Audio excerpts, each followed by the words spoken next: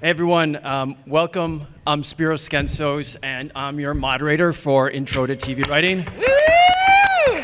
It's good to be back one more time. So just a reminder, this panel is being recorded by the awesome Gray Jones, host of TV Writer Podcast, partner of Script Magazine. And I'm going to introduce you to some of these awesomely talented people who have taken times out of their Saturday to be with us. One of them is stuck in parking hell. She will be joining us shortly. You mean she's parking? Because it's all parking hell. It's all. First we'll do Jeffrey Lieber. Started his artistic journey as an actor and playwright who became a screenwriter and then television showrunner. He's the co-creator of Lost, Miami Medical, Don't Look Deeper, and Impulse, along with an eclectic list of other credits over the course of 25 years in the business. Jeffrey was born in Evanston, Illinois, and is a diagnosed dyslexic who cannot spell to save his life. When he sent that to me, he switched the words on it. It doesn't do the same. Though I didn't realize I did that. Jeffrey. Next is Teresa Huang, was raised to be a doctor, but born to be an artist. A genuine MIT grad, she gave up problem sets to become a writer, actor, and producer. Her parents are still scratching their heads. She's a graduate of the CBS Writers Program, the Cape New Writers Fellowship, and was named a WGA TV Writer Access Project honoree.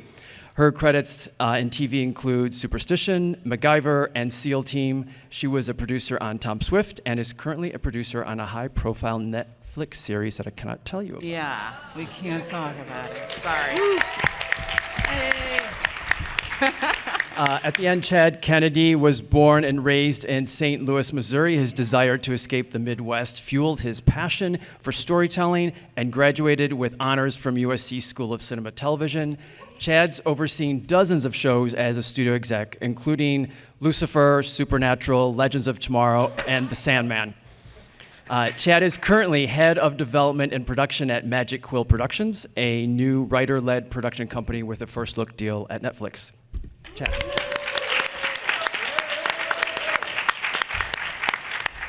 And Jim Adler is a television writer and producer currently at work on The Good Doctor. He's an alum of the Warner Brothers Workshop and an active member of the WGA's Latinx Writers Committee. Born in Miami, Florida, to Cuban, Honduran, and Jewish heritage, Jim began his college career as an electrical engineer, but graduated from UCLA with a degree in English. Previous credits include MacGyver and Castle. Jim Adler. We will do an intro of Aisha when she gets here, and we're going to start with some housekeeping to begin with. Oh, hey, looking at Aisha now. Hey. Perfect timing. She made it. That is an entrance. That's right. Yes. Please welcome Aisha Porter-Christie. She spent her formative years in rural Jamaica, drawing stick figure comics and writing pop star and fan fiction. She's come a long way since then, with credits including Emmy Award-winning Orphan Black, Shadowhunters, and Briar Patch. She was co-executive producer of the new The Boys spinoff, Gen V, or is it Gen X? Is it V, that's what I thought. Gen V, and currently consulting producer on Daredevil, Born Again. Please welcome Aisha.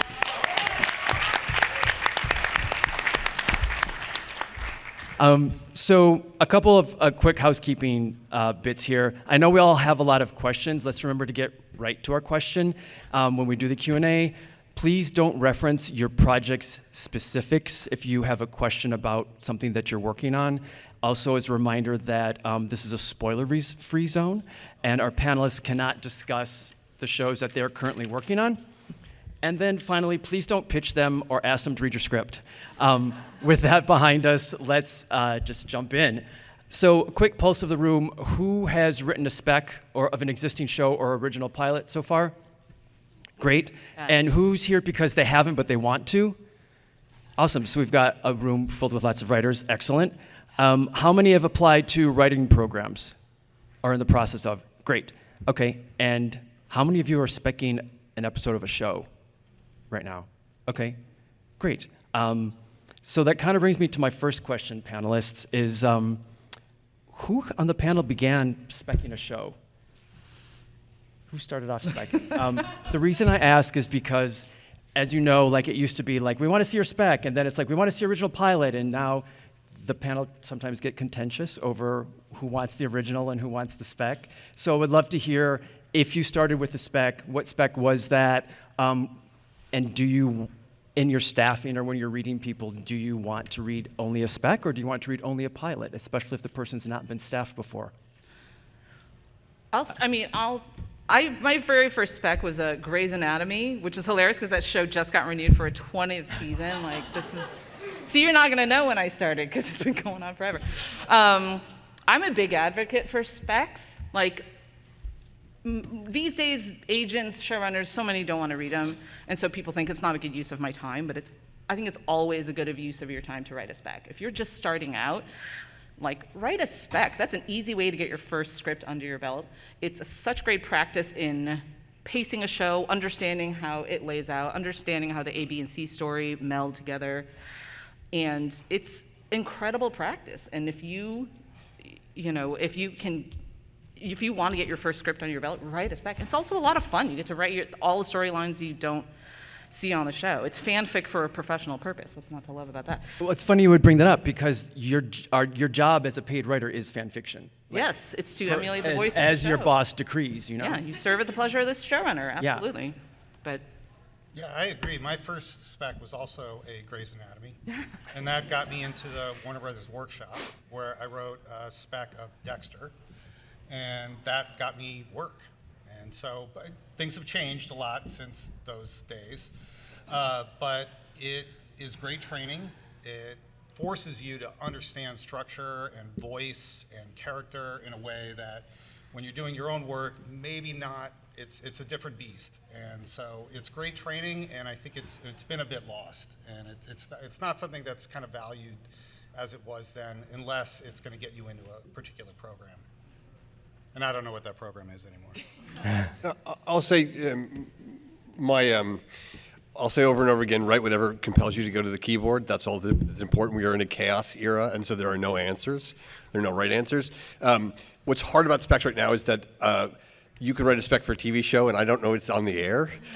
So I don't know a good episode of X from a bad episode of X if I don't know it. So I think you have to have both. But I mean, just as a general rule, writing is hard and writing is lonely.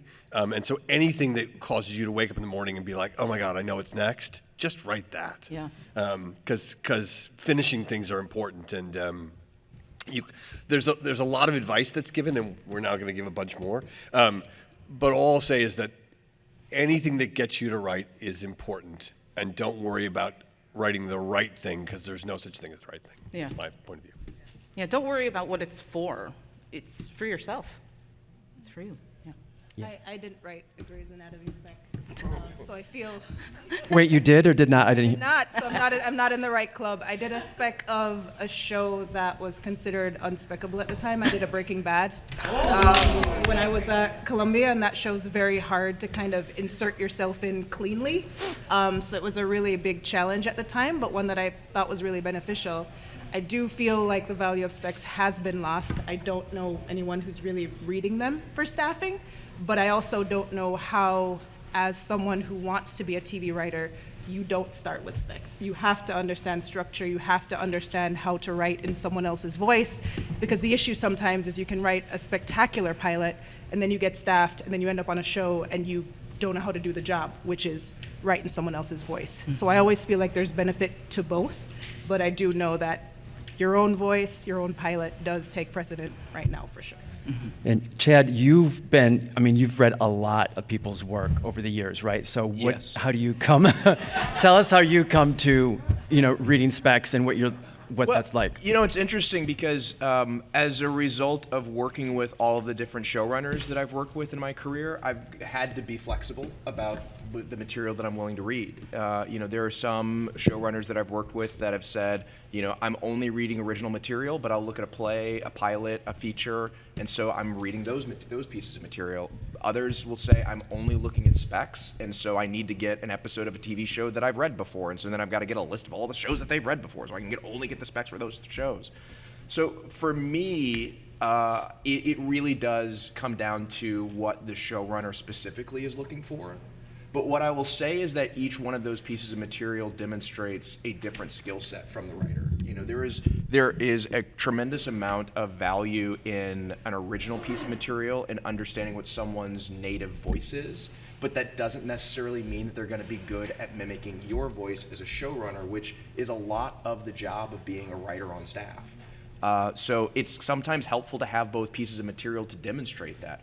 Also, writing television as a craft is a very different thing than writing a feature or a play. So even just having a sample that demonstrates that you understand the craft of writing television, even if it isn't the best representation of your voice, can also be valuable. So from that perspective, I would agree with Jeff, write whatever gets you up in the morning to get it done, and the more variety you have in your samples, the better. And also I'll say that as an incoming writer, there's not really an expectation you're going to write a script right away anyway. So what you're really there for is your particular voice. It's sort of like making stone soup, right? I got a pot and I got some water and I just need somebody to bring in the carrots and the potatoes and all the other things that go in stone soup. So really I'm looking to try to figure out who you are and what you bring to the table. And then my job is then to teach you how to write whatever show I'm running, sort of in theory, because it's different when you're sort of higher up in the thing and there's really an expectation that you're going to produce drafts. But at the beginning, it's just like, who are you? And in a good way. And what do you bring that I can't possibly imagine? You bring up an interesting point that I was going to ask later on, but now is a good time to ask it, is that point of view, like when you're making the stone soup and what someone's bringing to the table, when we talk about write what you know, people sometimes get tripped up of like, well, I know how to make a good cup of coffee and I know this. It's like the extent to which we mean write what you emotionally know, and what you would bring differently to the table is what you're touching on, right? And I was wondering if you could all elaborate more on that as well. I'll just quickly say, I've come to the point of view that when everyone grabs for a doorknob and enters a room, they bring with them their human experience, right? That's what the diversification of TV has really helped with, which is to say that I have my own set of experiences and fears and so on and so forth, and I grab for the door and I have expectations on what's on the other side. Bringing people in is to sort of say, hey, please think of the fact that you have your kind of traumas or not traumas, and so you come walk through that door blithely, right? I live this life, and when I grab for a doorknob, I take a deep breath because I don't know what's on the other side. And that kind of experience is what takes a show from being sort of a rote experience and becomes sort of a human experience. So I think that's what it is. It's about writing. There's going to be 1,000 cop dramas written, but only you can write the one from the point of view that you have, and it's going to be different from mine. Yeah. I think you nailed it. When they say write what you know, it's really write what you know emotionally. And I'll go back to this is another great reason to write specs, is figuring out what you write, what is coming out of your heart. I think when I started writing specs, I watched a lot of emotional dramas. I watched a lot of character dramas. And I thought, this is what I know. This is what I'm going to write. I've had a lot of experiences. And very quickly I discovered, I don't have anything original to say in that area now. But really my ideas, I realized that what I write is the voices I wish I had in real life, like the badassery. I mean, I have it now. Let's be clear. But back then, I didn't have it, and so that's what I was writing. And I'm nervous over here. You should be. I'm kidding. And writing specs is what can help you find that voice. I realized the things that I thought I was going to be really good at, because of what I watched, what I enjoyed watching, the stories, the worlds I like to live in were different than the worlds I like to write in, and the characters I like to give voice to, and the stories I want to tell there. I tend to break write what you know into two categories. One is your lived experience, right, which is unique to all of us, and learning how to dramatize that and tell those stories in the best way possible is just part of the craft that you learn as a writer. And the second category is really what you're passionate about, and the things that motivate you, and the things that you're interested in, and the things that you're curious about. And I always encourage people to become an expert in something, in anything that you're passionate about. And by expertise, just like know more than everybody else, you know? And then that gives you a sense of like authority and authenticity beyond your lived experience. That's something that you can talk about in an interview or talk about in the room. And it's always surprising the way that you can find ways to incorporate those kind of things into stories. And it expands what you bring as a person, because part of getting a job and breaking in as a writer is not only what you can put on the page, but what you're going to contribute to the room. And sort of the broader areas of interest that you have, the more that you have to talk about and the more that you can bring. I think, too, a couple of things that you both, several of you touched on is the excitement about writing something that you're super excited about, what gets you up in the morning. And isn't that exactly the type of stuff that shows up on the page that makes a producer who's staffing read the script and pick it up, be like, I want to meet this person. This is a really interesting story. This person is obviously very passionate about that. Yeah, 1000%. And I think for me, I have a difficult relationship with the notion of write what you know, because when I was coming in, especially as a woman of color, you know, baby writer in the space, write what you know meant, you know, you're black, so write something that really expresses the black experience, you know. And someone said, you know, like that Tyler Perry guy. And I was like, oh, I didn't realize that was kind of the narrow lane that was going to be expected from me in terms of my experience. And nobody really considered how deep my experience would go, because I'm not American. So my black experience is a different black experience, but there is also a universal nature to feeling like a fish out of water, to having an identity crisis, all those things that I deal with as someone from Jamaica who came here young. I can put that into a variety of stories. It could be a story about werewolves, it could be a story about witches, it could be a really great soapy drama. All of that isn't necessarily what I know, but I can bring a lot more to the table because of emotional experience, because of the kinds of things that I'm excited about. And I've tried very hard not to be pigeonholed in my career. I've done such a variety of different types of shows because I like to challenge myself. And I don't know that I necessarily would have had that experience if I just kind of stuck to the narrow notion sometimes of writing what you know. So if you feel like you can go beyond that, I would definitely encourage it. Yeah, I think there's something else that everybody on here has touched on as well, and it's that there's something counterintuitive about storytelling, which is that the more specific it is, the more authentic that it is, but the more specific that it is, the more generally that people can relate to it. And that's really what writing what you know is about bringing your specific, authentic point of view to any subject matter and expressing it in a way that makes us all feel like, oh, wait, now that connects to me. Yeah, I think that's a really good point. You were going to say? Well, I was just say, I go through this experience where I say, you come up with an exercise, which is your character's in a room, they have a secret, they have to go downstairs and tell, let's say, their mother about it. Everybody in here has a different emotional reaction to that. Some people were close to their mother, some people didn't have a mother, some people were very far. And so that's the experience I think you bring into the room, that when we start to discuss that scene in the room, someone's going to say, oh, well, I have this relationship, and then the most valuable person in the room is going to say, what if they climb out the window? Right? And you go, oh, okay, now my there's something, I find there's something sort of, my belief is that the concept of God exists in what happens next. And so that person shows up and sort of expands the universe in a way because they have a different experience. And that's what you're trying to bring to the page, is the surprise that comes from how you look at the world that is going to be different from all of us. And so that's, to me, the write what you know, which is bring in the things that are authentic to you that the rest of us don't think about. Because those specific, authentic things about you are the things that make it universal and make people relate to the work that you're writing. Totally. Great. We'll open up to Q&A in a few. If you can just join the mic in the center aisle there. But questions. Before we do that, let's talk about the importance of the first 10 pages, because I know people hear that a lot. And there was one panel that I was moderating where the executive producer was like, no, I just read the first 5 pages. And then if I like that, then I will read the next 10 pages. And then after that, someone else can read it and we can call them in for meetings. So it sounds competitive. If you want to talk about what are those first 10 pages, what do you want to see, what don't you want to see, and just the competitive nature of all that too, the reason why it's the first 10 pages. Not just from a storytelling standpoint, but also from, you need to get that reader's attention more than ever, right? I'll take the pressure off a little bit and say that both when I was reading as an assistant for showrunners and when I was reading as a number 2 for staffing, I read the first act at least.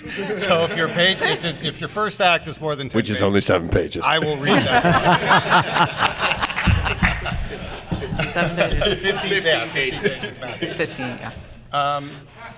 But I think, and this is very broad, but from jump, you want to feel like I want to feel like someone understands storytelling, that what they're telling me is compelling, it's relevant, that I am immediately hooked from the first page into a moment or a situation that has an emotional impact on me and is getting me to ask questions about what happens next, what is happening now, what is this person going through? You know, too often I think the mistakes that I feel made are tons of description. As someone, you know, any writer is feeling like, oh, I need to set the scene or describe the world or all these kind of things, but it has to be emotional. It has to be emotional and come from the heart as well as the head. And however it is that you seek to achieve that, you know, that's the goal. You know, specifics beyond that, I don't say don't have typos, you know, just like be clear about what intentions are, be clear about what your character wants as soon as possible. I mean, but those are fairly writing fundamentals, but that's all I got. Right, and you'd be surprised how many people, like I was a reader for Writers on the Verge for 2 years, and there are so many scripts that come in and don't have that. And I think that's really important to drive that home, what you were saying, and what anyone else wants to contribute to that. I put a lot of emphasis on the first page. Back when I used to teach pilot writing at the East West Players, the first page, something has to happen. Like, something has to happen emotionally, like you said, because television is all about emotion. And the other advice I used to give my writers was the very first line of your script.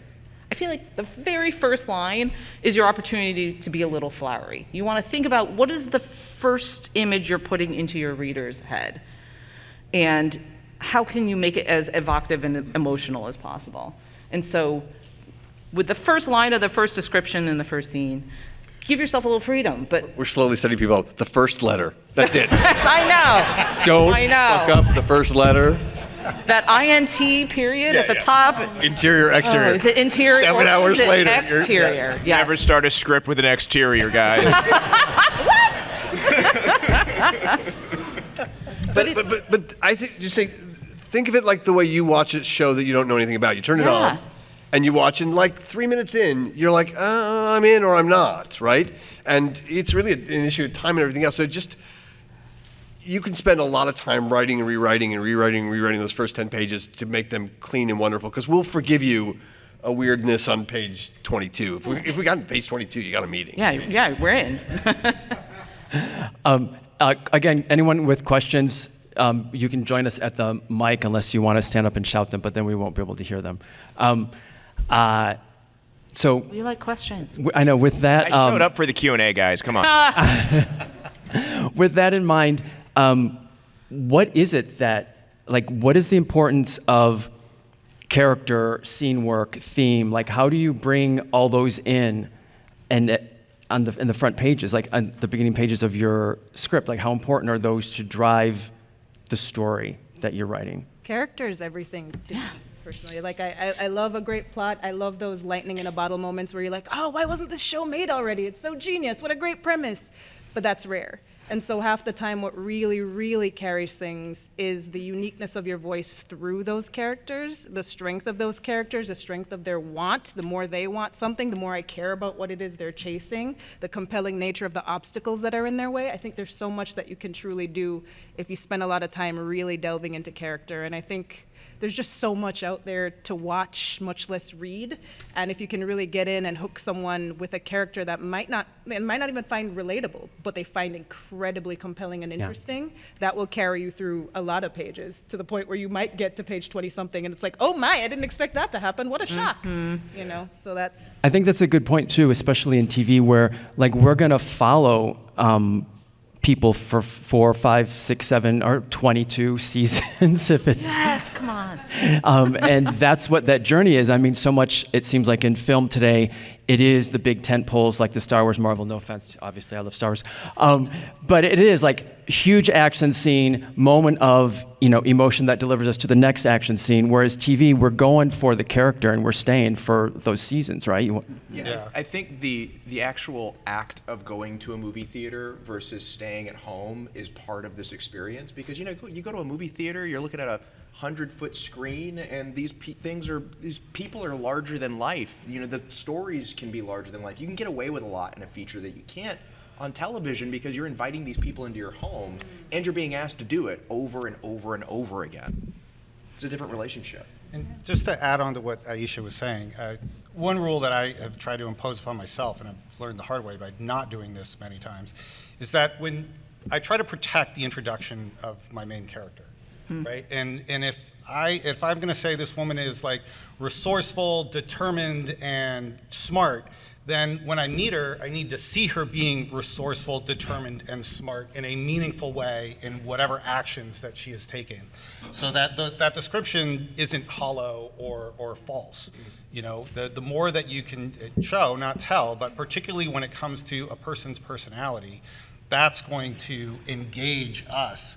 And if you marry that with sort of asking the questions of what does this person want and how are they going to get it and what's stopping them from getting it, and if you can do that in the first act, or first couple acts, depending upon the kind of story that you're telling, then you're off to the races, and you're going to get us to read to the end. Yeah. And also, I'll say, questions are better than answers. So if your character grabs a box and looks inside and is terrified and then closes the box, and then you pull that box to the next 7 scenes, I'm going to at least keep reading until I find out what's in the box, right? Chekhov's box. So you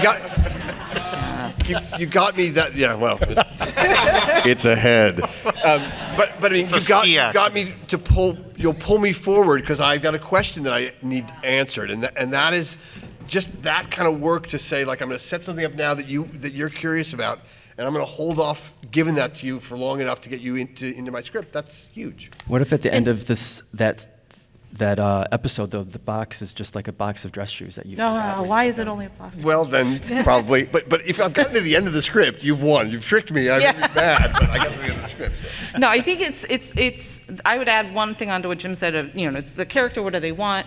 I always add, what happens if they don't get it? Because that's how you make sure you have stakes. Yeah. Because what happens if they don't get this job is they're totally financially secure and everything's fine. It's like that's what'll give you stakes in the story. If the character wants something so badly and if they don't get it, bad things are going to happen, or it's going to be trouble for the family, or that's what's really going to carry us through. And I find a script, because I was also a reader for many programs for many years, it's like when I see a script and there's a character who doesn't want something, it turns into a script of people walking around talking to each other. Yes. And you read a lot of those. Yes, I actually read one recently. Yeah, there's a lot of those. And it's like really cool, funny, interesting people walking around talking to each other, but if no one wants anything, it's a slog real fast. Yeah. Let's jump into our questions. Hi. Questions! Let's do this. Can you hear me okay? Okay, good. Yeah. I guess my question is piggybacking off of what you just said. A lot of the stuff that you're talking about has to do with character development through dialogue. What struck me the most was reading the pilot for Yellowstone, which was like 3 pages of no dialogue, and it was all exposition. How do you recommend tackling exposition and making it interesting and jump off the page? Well, there's a couple things to unpack there, I feel like. Because Taylor Sheridan is Taylor Sheridan. He gets to do it. No. That's what I'm saying is, like, don't take his script as like, well, this was successful, so how can I be more like this? You have to think about the people who get chances in this town. If they're celebrities, whatever, they're going to make that show. So, think about TV as you see as an overall. And you're right, television is all about exposition. Sorry. It's emotional and it's very efficient, but it's also about exposition, because that's what every network note session is about. It's like making sure the exposition is there, making sure that the audience is going to understand how all these things tie together. So it behooves us to be good at exposition. I find that it's just been over the years of practice, you learn to be more efficient with it. And every time you watch something and you realize you just saw a really efficient way of that they just doled out exposition either about relationships, conflict, plot points, write it down somewhere. And think about how write down a list of all those tricks and then draw from that when you're trying to be like, okay, how do I in one sentence explain that the sister is dead and that diner burned down and all this stuff, and how do I do it in one couplet? And go to that list and see if you get an idea from it. I start long and then get shorter. So Yes. I'll just vomit draft out exactly what needs to be clear in this scene, and then I go back and strip away anything that's superfluous within Yes. that to try and make it as interesting as possible. And then I try to link it specifically to the character and how that character would speak and whether or not they would be clear or if they're hiding something. All of that stuff kind of plays into it. But I feel like if you, in that first draft, kind of stop yourself from trying to be perfect and just, that's you know, so true. figure out So true. exactly what it is you need to say, then when you go back over it, you can be a little bit more nuanced and you can have a little bit more fun. But you have to start somewhere. So Yeah, do that. Yeah, that's a For good me, point. too. I also try and add in specific points of view, because then each character, when they're sort of discussing whatever the things that they are discussing, if they're not in agreement or they have different ideas on how that thing that they're discussing should go or be, adding a point of view then creates just a little more interest in a little more interesting things to talk about in the scene rather than, and it's true, and believe me, and I've worked on them, you see like a lot of network procedurals, there's a lot of cops telling each other things they already know. You know? Yeah. And Yeah. then they kind of hide that with quippy, sort of flippant dialogue and move through it quickly to try and get away with it. But if you're trying to get someplace a little bit deeper, then having people who disagree about the things that are at issue and at stake gives you a way to discuss those things in an interesting way. I would say Andor is a great example of something that has a lot of exposition and it's a political thriller set in the Star Wars universe, and they I love it. they say lots of words, but it's fascinating. And we can't all be Tony Gilroy, and I wish I could be, but that I think is a great example of how to get exposition out in an interesting way. My showrunner actually said something to me recently, because she said this to our network exec, that there's a difference between, people think anyone telling anyone anything that's factual is exposition, but it's like if you have two characters that are telling each other something the audience doesn't know, that's different than two people talking about something the audience already knows. I'm saying it wrong, but but like there's going to be a lot of passing on of information in a script, and that's natural. You shouldn't fear telling the audience what they need to know, but it's about knowing like what can the audience figure out on their own, and what do you need to spoon feed them. Yeah, great. Next question. Hi. Hello. Oh wait, can you hear me okay? Yeah. Nice. You mentioned earlier like Breaking Bad is kind of an unspeccable show, but as readers, when you're reading a spec from a show that's super serialized and super hard to find an opening in, do you give that more leeway in terms of canon, or like, are you more all right with them playing hard and fast with the details? I think you should do the most outrageous thing you could possibly do, because otherwise it's just an episode. Like, Yeah. I keep wanting somebody to do, please somebody steal this idea, do an episode of Law & Order SVU with all the characters from Friends, right? Like kill Monica and have that be the episode. Like, go out there and do something, because Hashtag kill Monica. yeah. And the monkey did it. Because your whole point is to get attention to you, and there's no sense doing an episode 7 of a show. Like the episode of the film. You just got to do something that is interesting and authentic and wild. There's no sense in writing something. So I don't know if other people will have the point of view, but I just say go for it, because otherwise there's no point in doing it. My point of view on that is, if you are going to do an Law & Order SVU episode with the cast of Friends, it better be good. Yeah, no, it has to be good. Like, don't, like, you can, yes, people will be like, I just read the script from Law & Order, that's with the cast of Friends, but like, no one's gonna read it if the next words out of my mouth is, it sucked, but it was really a creative idea. So like, Yeah. don't just try to go for the thing that's gonna be noisy, but if you've got a really great way to weigh in, a really great way to tell that story, tell it. Absolutely, I agree. These are the big swings. Like, you either make huge fans or people don't like it. It's Bewitched meets Big Bang Theory type of thing. I've never been that brave. And it used to be that the rule was almost like you had to leave the road the same way you found it, so you had to find a way to insert yourself into the story, but somehow by the end of it, the show could have continued the way it was as if you didn't write the spec. I don't think that's necessary. I think it's an alternate universe thing that you're doing, and I think Yeah. as long as you're clear to the reader where you're starting from, like this is season 2, whatever, when these characters did X and Y, and now here's my alternate universe telling of what could have happened. I think that can be as interesting and compelling and surprising too. Just don't send that script to people who've actually worked on the show. Yes. That's the trick, is you don't want that script going anywhere near anybody who's actually worked on the show, because they won't be able to do the math. They'll be like, I'm sorry, there's a hallway there. And you're I think it's a good time to mention that too. I will give a really good practical piece of advice, which would be just write the season premiere of whatever the next season of the show is going to be. Yeah. Yeah. And also, there is kind of a hard, fast rule, right, of not sending that script to the show because, one, legal reasons, and two, there's a hallway there's there. a hallway there. Yeah. Hashtag there's a hallway. Great. Next question. Hi. Hi, so I'm a producer for a small production company startup that helps writers who have never been picked up produce their work.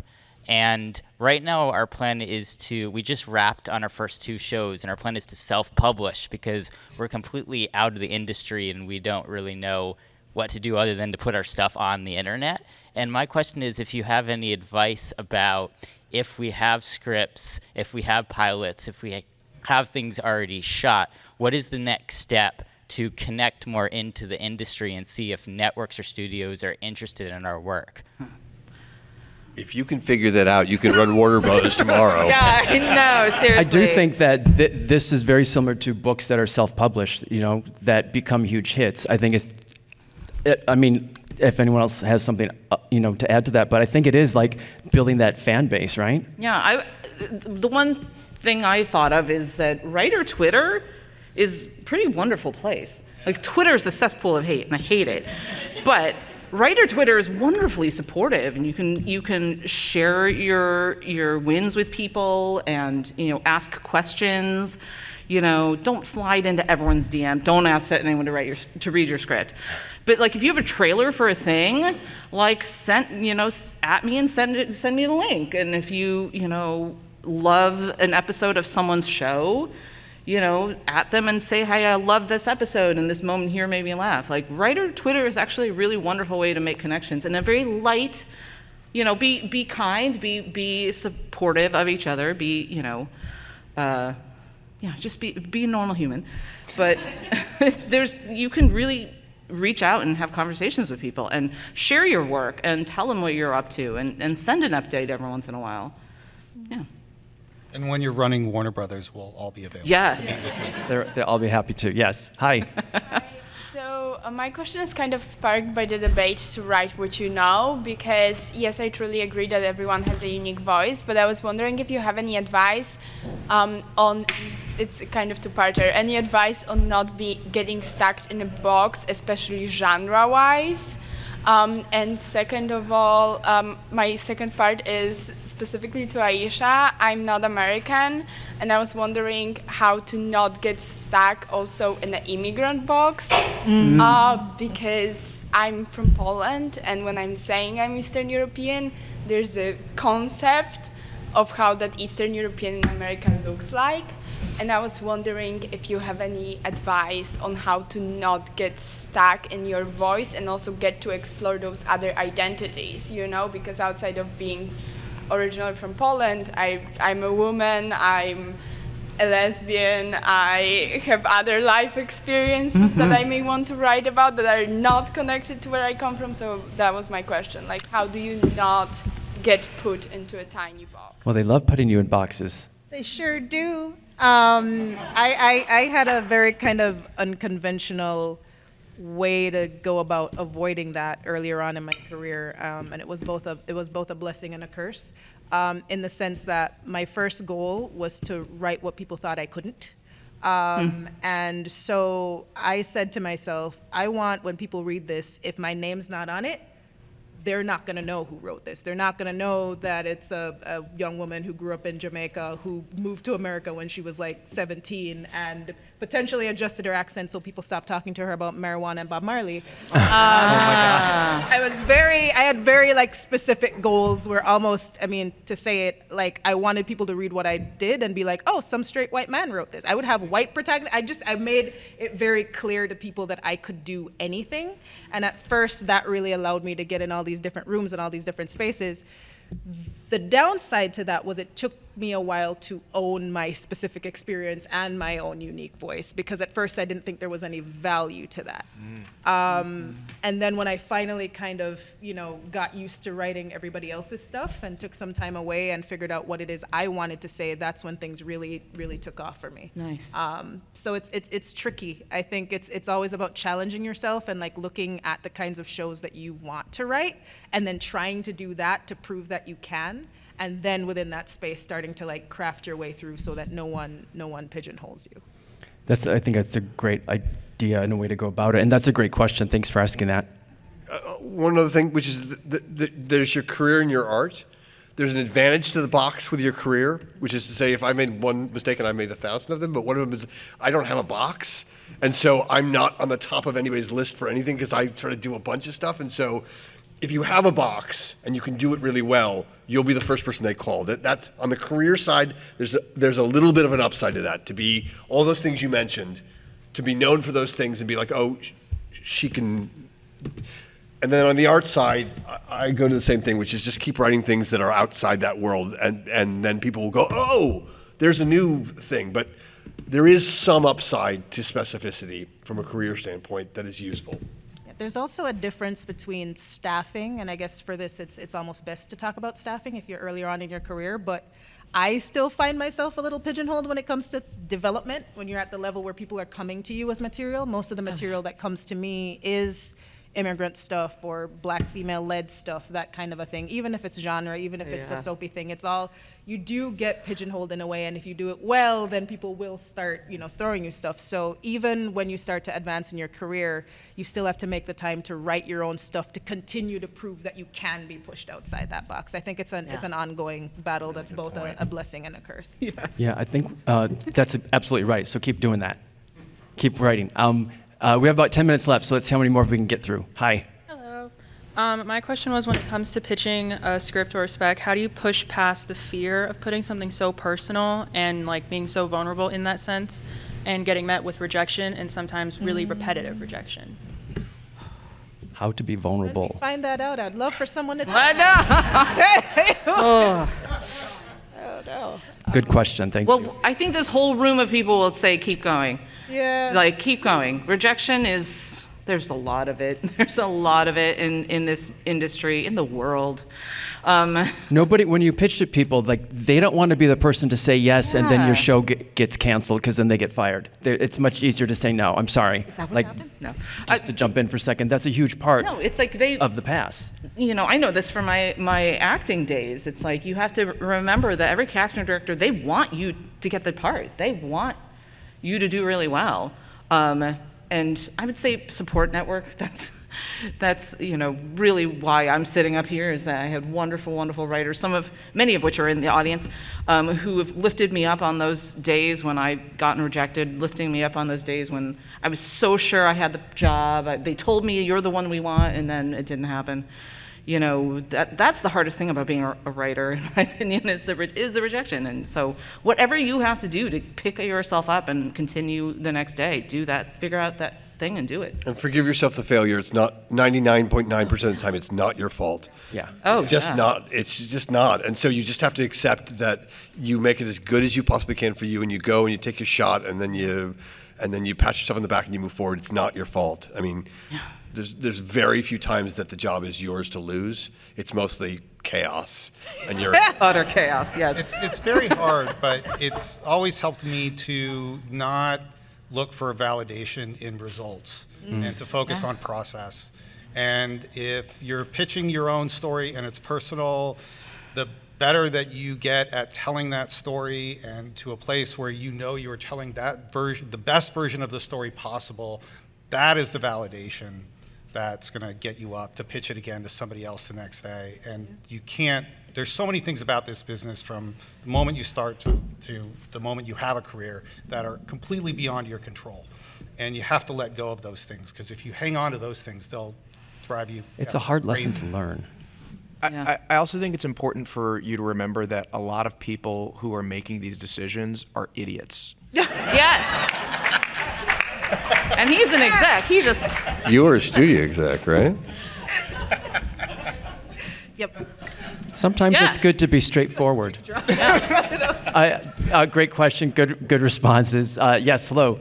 So you've spoken a lot about writing what you know. And writing in television, you end up writing a lot of incidental characters, especially over multiple seasons. How do you ensure that those characters are unique and not just, people from your life? Or do you one day turn around and say, I guess this week's murder victim is going to be my therapist?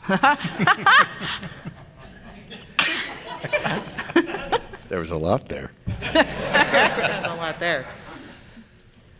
I mean, yeah, I would just go back to the authentic and specific. Like, I'm not going to tell you how to get there. It might be that you are killing your mom every week. Like, I don't know what it is that makes you feel connected to the story that you're telling, or that makes you feel like you're look, writing, and this, I think, goes back to this whole idea of, like, how do you make yourself vulnerable and put yourself out there and face rejection as often as you do. Like, writing is opening a vein and bleeding all over that page and then handing it to someone and saying, please love me. Yeah. Like, I get that. And I'm not even a writer, but so like, that is part of the exercise. So like, whatever it is that you need to do to put yourself into it, do that. Like, that's where it becomes authentic and specific. And then, like, some of the characters will pop fully formed out of your imagination, and some of them will be, pulled from your second grade, elementary school class. I don't know, but. I wouldn't be afraid to repeat. Every single pilot I've ever written, the bad guy is named Bruce, because that was my sister's ex-boyfriend. Like, every single bad white guy I've ever written. I so wish Bruce were here right now. Oh, yeah. I wish Bruce were here right now. I would have some things to say to Bruce. What if Bruce is here right now? Bruce. Bruce. I knew it. Hi. Hi. So when it comes to story building and character development, how do you make sure it's not too short or too fast and just simply stretch pace? Like, the audience slowly understands it instead of just wondering what's happening until you get to the last episode. Pacing. Your question's about pacing. Basically. There's everyone up here. Look at Chad's face right now. I feel like it's your writing groups, having people read your work. Like, don't put whatever pace you feel is right on the page, and then share your work with others. Every writer I know, and I'm sure everyone on this stage has benefited from writing groups, which is groups of your peers. But you can also connect with people on writer Twitter. I'm saying writer Twitter is not bad. So it's a roundabout way to answer your question, but I feel like get your work out there and don't be afraid to show it to people, because they can help give you some insight on how it's reading. And then, take everything with a grain of salt when people give you notes also. And an outline. I mean, literally, Oh, a yeah. good outline is your answer, which is to say, I put down all the ideas, and if everything's done by page 7, it's happening too fast, right? So I mean, really, you can work that outline in whatever form you want. It doesn't have to be prose, it's whatever, so that that the ideas are stretched out, and it goes, okay, got it. And then season-wise, that's just a bigger outline.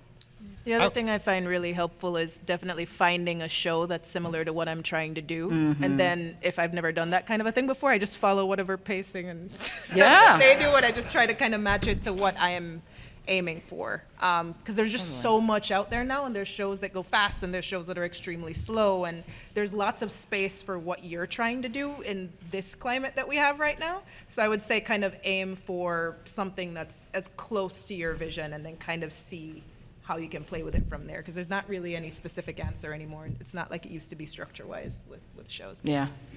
That's a good question. Thank you. And I'm sorry, that's our last question. I was just told that we have to stop. Very sorry, folks. Please give everyone a big applause for coming out tonight. Appreciate your time. Thank you for all your great questions, and have a great day.